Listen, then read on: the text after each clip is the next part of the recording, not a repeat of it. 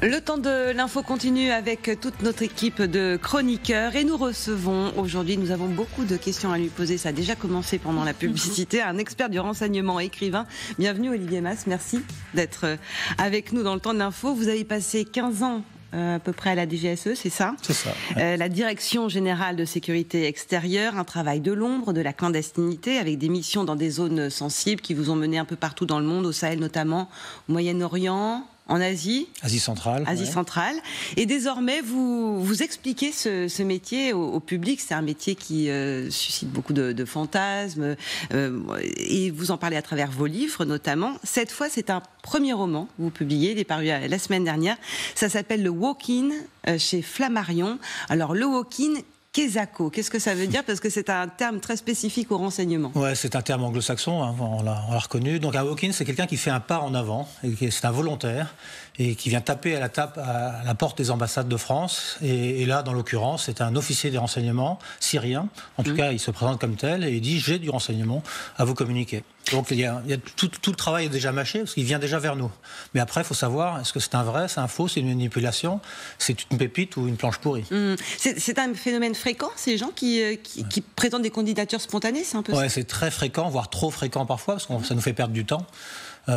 Mais il ne faut pas les écarter forcément, parce que sur 90% de mauvais walk-in, il y a parfois des pépites et des très grandes sources dans le monde du renseignement, de l'espionnage. Ce sont souvent des walk-in, des gens qui se sont présentés volontairement.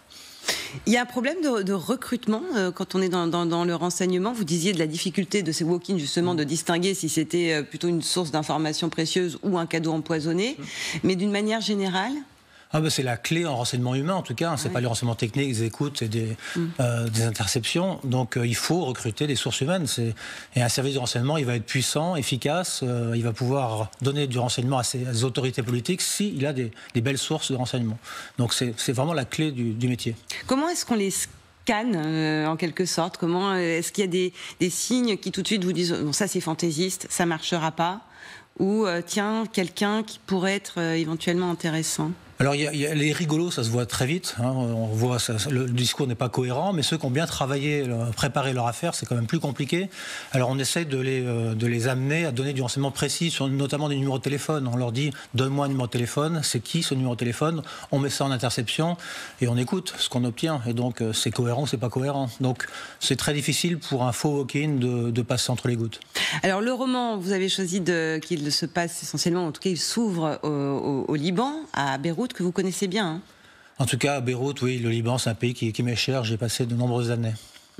Et Alexandre, donc le personnage principal, alors évidemment on ne va pas aller plus loin parce que sinon on va dévoiler, comme c'est un roman d'espionnage, vous doutez bien qu'on ne va pas vous gâcher la lecture, mais est-ce qu'il y a dans le héros une part de vous, jusqu'à présent, je disais vous n'avez pas fait de roman, là c'est un roman, mais est-ce que vous vous êtes mis un petit peu dedans ? Il y a forcément beaucoup de moi chez Alexandre, mais pas seulement, c'est un mélange, et c'est ça la magie un petit peu de l'écrivain, c'est qu'on peut y mettre ce qu'on veut, un petit peu de soi. Il y a un personnage féminin qui est important aussi, qui est l'autre officier traitant du poste, qui s'appelle Solange. Solange, c'est aussi une partie de moi. Le chef de poste, qui s'appelle Jean, c'est aussi une partie de moi. Donc tout ça, voilà, on joue avec les vérités et les faux semblants.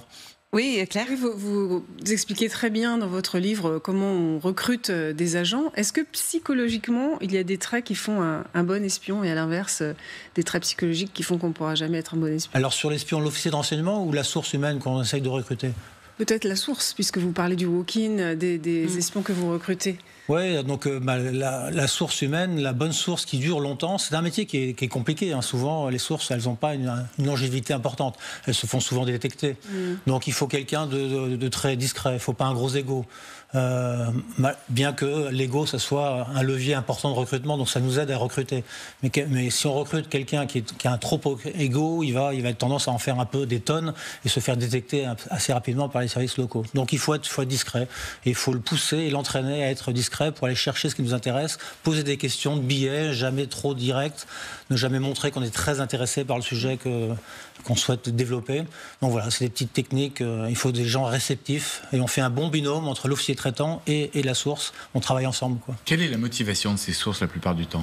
Ouais, c'est très varié. Alors sur la Syrie, sur le Liban, c'est souvent l'argent, mais c'est très secondaire. Parfois, on avait des sources, des gens qui étaient très très riches, des chefs d'entreprise qui sont déjà forcément riche, et c'est de l'idéologie. Donc là, sur des sources qui nous ont donné du renseignement contre le régime de Bachar al-Assad, c'était des gens qui étaient convaincus de faire le bien et d'aller vers la France qui combattait le régime de Bachar al-Assad. Donc il y a chaque source est spécifique, et les leviers sont un petit peu différents en passant de l'un à l'autre. Comment on est sûr que cette source n'essaie pas, à l'inverse, de vous manipuler ? Ouais, donc ça c'est la clé et la difficulté du métier, c'est toute la beauté du jeu. Même si on accorde la confiance à une source, en plus on peut la perdre. C'est-à-dire qu'au début elle est honnête, et puis ensuite elle se fait détecter, elle se fait retourner par les services locaux.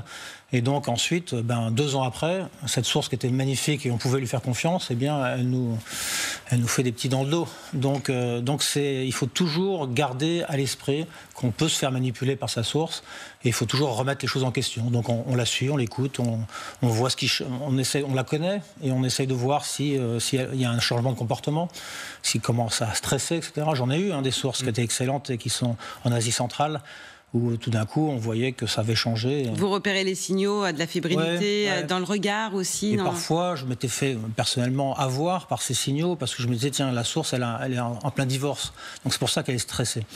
Et donc on n'avait pas vu, en fait elle avait été détectée, elle était manipulée par les services locaux, et donc le stress venait d'ailleurs. Et donc là je n'ai pas su percevoir le bon signal.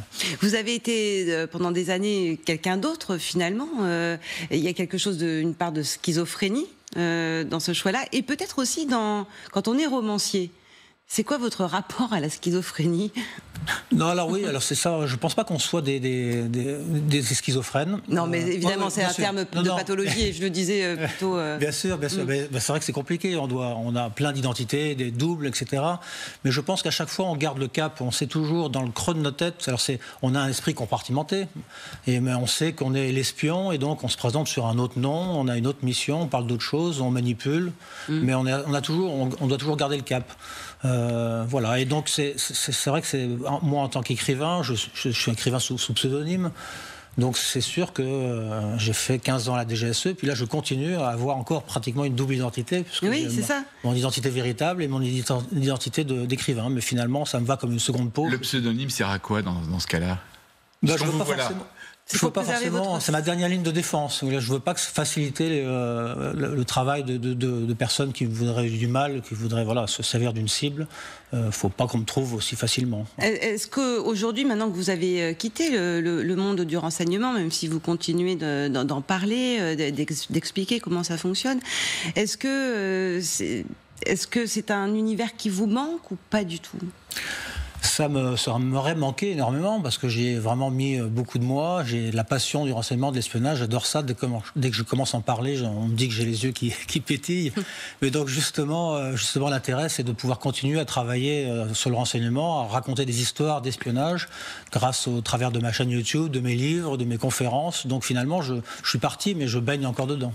Est-ce que vous vous inspirez de l'actualité, notamment de ce qui s'est passé au Proche-Orient ces dernières semaines ? Parce que nous, en tant que novices, on a découvert notamment les méthodes du Mossad et de la manière dont ils ont pu infiltrer, y compris dans les plus hautes sphères en Iran. C'est complètement fascinant, avec des procédés, des techniques que nous, on ne connaît pas. Mais est-ce que vous les connaissez en tant qu'ex-agent de la DGSE ? J'imagine que oui, mais est-ce que c'est aussi une source d'inspiration, une source romanesque, l'actualité ? Non, bien sûr, on regarde l'actualité, forcément. Donc moi je m'inspire sur ce que j'ai vécu moi plus spécifiquement, mais l'actualité ce sont des ressorts narratifs, et on se dit tiens, c'est une bonne idée pour un roman plus tard. Vous avez peur d'être surpris ? Alors là, les derniers coups, surtout sur le Liban et le Hezbollah que je connais bien, qui est un mouvement quand même très fermé, très professionnel. Les coups portés par Israël et ses services israéliens de renseignement sont incroyables. Par exemple, alors justement, vous avez un début d'explication sur comment Israël a pu pénétrer, notamment le Hezbollah, mais aussi les Iraniens. On a l'impression, il faut savoir quand même que les citoyens libanais n'ont pas le droit d'entrer en contact avec des Israéliens, que tout échange entre les deux pays sont totalement proscrits. Comment vous imaginez que le Mossad a pu s'y prendre ? Alors le Mossad, il a toujours été fort sur le Hezbollah. Il y a toujours eu des gros coups. Même Imad Mournier, qui était le chef des services secrets, qui était une cible du Hezbollah, d'Israël depuis longtemps. Donc ils l'ont eu en plein Damas. Donc il y a toujours eu des réussites du Mossad assez régulièrement, mais là c'est sûr qu'il y a vraiment très clairement une accélération et donc on peut croire qu'ils ont des sources humaines extrêmement bien placées, les services techniques sont toujours très, très forts, les Israéliens ils sont toujours impressionnants, ils arrivent toujours à infiltrer le bon téléphone, puis il y a une imagination débordante et surtout une permissivité, c'est-à-dire que c'est un pays menacé et donc il y a toutes les feux verts pour les opérations. Il n'y a pas de limite. Il n'y a aucune limite. Alors du coup, ça permet de progresser très vite. Quoi. Alors que la DGSE, par exemple, on est contrainte à des limites. On a des limites, très clairement. Oui, il y a des réussites très clairement.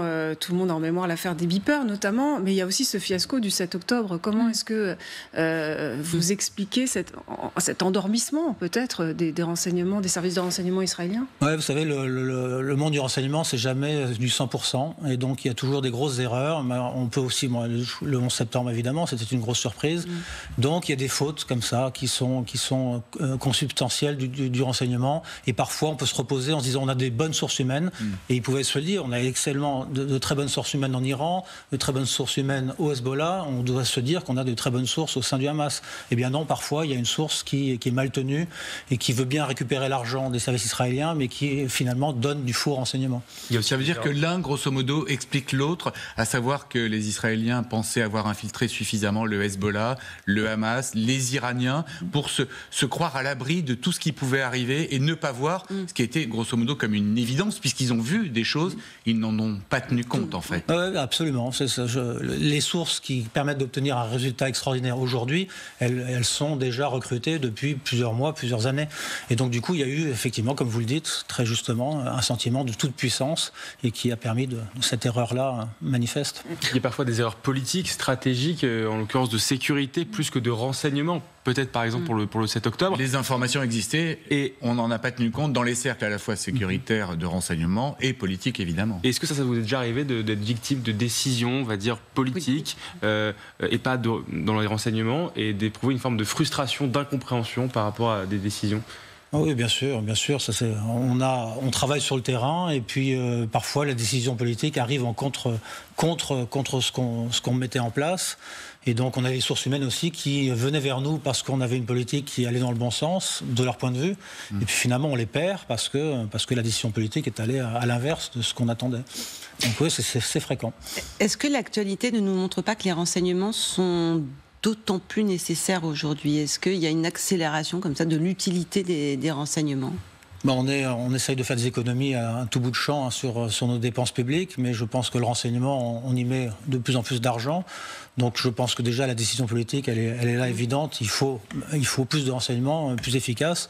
Et je pense que dans ce monde complètement instable et qui fait peur tous les jours, mieux on est renseigné, mieux on sera armé. Comment vous observez ces soupçons d'ingérence beaucoup de la Russie évidemment, de la Chine, de l'Iran sur la campagne américaine par exemple ? Comment est-ce que ça se joue et comment est-ce que ça peut se bloquer, se contrer ? Oui, donc on en voit des signaux très, très régulièrement de cette influence. Les Russes s'en font vraiment une spécialité. Là aussi, ils n'ont pas de limite. Donc ça fait vraiment partie de leur politique et ils vont très très loin là-dedans. Donc on la voit, c'est documenté. Et puis donc comment est-ce qu'on s'en garde ? On communique comme font les Américains. Et donc malgré tout, on voit que dans les élections américaines, c'est toujours autant serré, alors que l'un des candidats est quand même des grandes chances d'être bien attrapé par les services russes qui se font un plaisir de pouvoir manipuler ce type de personnage qui a toutes les failles pour faire un bon agent bien recruté. Oui, Est-ce que vous comprenez justement que les agences de sécurité américaines n'aient pas tiré la sonnette d'alarme plus tôt et finalement le laissent faire ? Le FBI a fait pas mal de dossiers sur Trump. Oui, mais ça ne servait à rien. Il est toujours candidat. Et on connaît ses accointances depuis très longtemps. Je ne me l'explique pas, comme vous tous aussi autour de cette table. On est Dans effrayés. 10 ans, on peut penser qu'il y a eu une erreur quelque part ? Une erreur de qui ? De la part de qui ? De jugement de la part des agences de renseignement américaines, qui sont particulièrement performantes, elles aussi, qui savaient beaucoup de choses sur ses accointances avec la Russie, et qui l'ont laissé pouvoir être candidat sans poser aucun problème, puisque finalement, les révélations arrivent assez tard dans la campagne. Et elles sont documentées. Et par la voie journalistique. Oui. Ce qui est compliqué pour un service de renseignement, c'est que c'est pas, heureusement aussi pour la démocratie, que c'est pas un État dans l'État. Donc on est au service de l'État au pouvoir qui a été amené d'une manière démocratique. Donc quand on a un président qui est démocratiquement élu et qui fait un petit peu n'importe quoi, un service de renseignement, il est un peu en porte-à-faux. Il peut pas tellement, c'est un autre pouvoir, les journalistes, de dénoncer ce genre de pratique. Un candidat, pareil. Un candidat peut-être un peu plus, mais pareil, oui, ouais, c'est pas facile. Claire ? Olivier Mas, certains téléspectateurs doivent se dire, j'ai déjà vu quelque part. Vous pourriez poser la question. Vous avez fait partie du casting de ce jeu sur une chaîne concurrente, Loup-garou. Les espions, ils sortent de plus en plus du bois, si je puis dire. Notamment, il y a le Bureau des légendes qui s'est appuyé aussi sur des espions. Il y a les romans. Vous êtes sur un plateau de télévision. Est-ce que c'est pour inciter les jeunes à rejoindre les rangs du renseignement ? Quel est le but de toute cette visibilité ? Alors moi, c'est un but tout personnel, mais en tout cas, je pensais qu'il y avait une voie à prendre, parce qu'il n'y avait pas forcément beaucoup d'espions donc on voit beaucoup de journalistes qui parlent d'espionnage, on voit beaucoup d'universitaires qui parlent d'espionnage, et moi j'avais envie qu'il y ait un espion, un des nôtres, entre guillemets, qui s'exprime de sa propre voix pour raconter ce que c'est l'espionnage. Donc, et ensuite, ça va de pair avec une volonté du service, de la DGSE, de s'exprimer ouvertement. Mais le service, il préfère quelque chose de mieux contrôlé qui vient de lui. Donc nous, on est un petit peu vus comme des... plutôt bien vus, hein, mais il y a moins de contrôle de la DGSE sur des profils tels que le mien. Oui, ça pose pas de problème à la DGSE que vous participiez à un jeu. Ils n'étaient pas forcément sur le jeu au départ, pas très, mais ils connaissaient pas, celui avec qui je parlais, ils connaissaient pas le jeu du loup-garou. J'ai dit non, vous inquiétez pas, ça va bien se passer. C'est une très bonne formation pour les apprentis espions d'ailleurs. Ouais. Ce jeu J'ai loup-garou. un excellent travail pour savoir manipuler, tenir un mensonge sur la durée. J'ai trouvé ça épuisant, même pratiquement plus épuisant le jeu que la réalité de mes missions sur le terrain. Mais aujourd'hui, vous êtes toujours obligé d'en référer quand même à la DGSE Toujours. C'est à vie. En fait, c'est un engagement à vie. C'est un engagement à vie. Je suis toujours tenu par le secret de mes anciennes fonctions. Il y a des choses que je ne pourrais jamais dire. Et puis même pour un roman, j'ai été Alors forcé. justement, oui, parce que pour votre roman, le walk-in, ça s'est passé comment là, Oui, là, pareil, j'ai envoyé mon manuscrit avant et il y a eu pas mal de corrections, plus que je ne pensais. Et des corrections, que je fais évidemment, parce que je veux pas me... Une sorte de censure, pour qu'on comprenne bien le mot correction. Ouais. Caviardage. Oh, mais ça enlève pas, non, c'est pas horrible avec... Des choses qu'il fallait pas dire. Que Des choses qu'il ne faut pas dire. Souvent des petits détails qui ne remettent pas en question la dramaturgie et mon récit. Ça ne m'a pas gêné. Mais c'est des petites choses qu'il vaut mieux enlever et le service était plus confortable avec des détails supprimés. Puis voilà, ça, aucun problème. Alors il y a du roman, il y a du jeu, mais vous dites aussi, attention, c'est pas James Bond non plus, Agent secret. On parle du Bureau des légendes, par exemple, qui était une série qui montrait bien les rouages. Mais c'est pas James Bond, mais une légende, justement, cette identité d'un agent, ça met des mois à se créer. Enfin, c'était vraiment un travail de l'ombre qui prend du temps. Ça peut paraître austère aussi, parfois, votre métier. Oui, c'est très austère, on peut s'ennuyer. Je me suis jamais peut-être aussi ennuyé dans une de mes missions où je devais attendre quelque chose qui n'arrivait pas dans le désert. Donc c'est le temps long, le renseignement, la légende, c'est ça.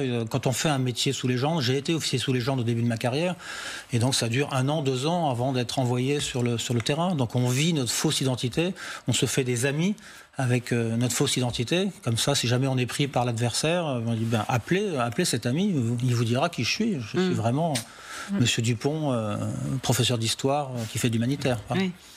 Et vous dites même que parfois, il faut se préparer aussi à croiser des gens que vous connaissez, mais qui vous connaissent, vous, votre vraie identité. Oui, c'est ça. Ça m'est arrivé en Asie centrale, dans une mission où j'ai retrouvé un militaire qui me connaissait et qui m'a appelé par mon prénom en criant fort en plus, parce que j'étais loin. Tant qu'à faire. Voilà, tant qu'à faire. Vous vous retournez pas dans ces cas-là? Alors non, je me suis pas retourné. Et d'où le travail de préparation, j'imagine, parce que spontanément, on a envie de répondre. Ouais, voilà. C'était un autre prénom que le mien, donc c'était plus facile de pas réagir. Et il a mis longtemps à comprendre donc je lui ai dit non, vous faites erreur. Ben non. Daniel. On a vu ces failles dans la sécurité du président, notamment avec les agents de sécurité qui ont cette application sportive Strava, exactement. Est-ce que ça, c'est un vrai casse-tête pour les renseignements, pour cet impact désormais quotidien de l'intelligence artificielle qui peut brouiller les pistes? C'est un grand classique, Strava, parce que les services de renseignement avaient été avait été touché aussi sur les forces spéciales, implantées sur des zones secrètes en Irak, en Syrie, et qui avait été détectées encore par cette belle application. Mais c'est ça, les forces de sécurité, ce sont des gens baraqués qui font beaucoup de sport, et donc ils se connectent, ils ont beaucoup de matériel connecté, et c'est un souci sur lequel il faudrait quand même commencer à faire attention. Pour la petite anecdote, on a des formations d'investigation numérique. En clair, on fait à peu près ce travail-là, et on avait justement été formé à retrouver des espions de la DGEC en utilisant Strava. C'est exactement l'exemple qui avait été pris. Et même des novices, comme moi par exemple, on a réussi à trouver des adresses en une demi-journée. Il y a du travail à faire. Nivine espionne. Nivine espionne. Et moi j'aime bien votre formule, la stratégie du canard au sujet des espions, toujours calme en surface, quand les pattes s'agitent furieusement en dessous. Voilà, non, c'est une stratégie que j'ai utilisée pour le jeu du loup-garou et que j'ai utilisée pendant toute ma carrière. Très important d'avoir l'air toujours très calme, même si ça barbote furieusement parfois. Merci beaucoup. Regardez sous la table ce qui se passait. Merci beaucoup Olivier Masse. Je rappelle le titre de votre premier roman qui vient donc de sortir, passionnant sur l'espionnage. Ça se passe au Liban et ça s'appelle Le Walk-in chez Flammarion. Merci à tous les quatre les chroniqueurs.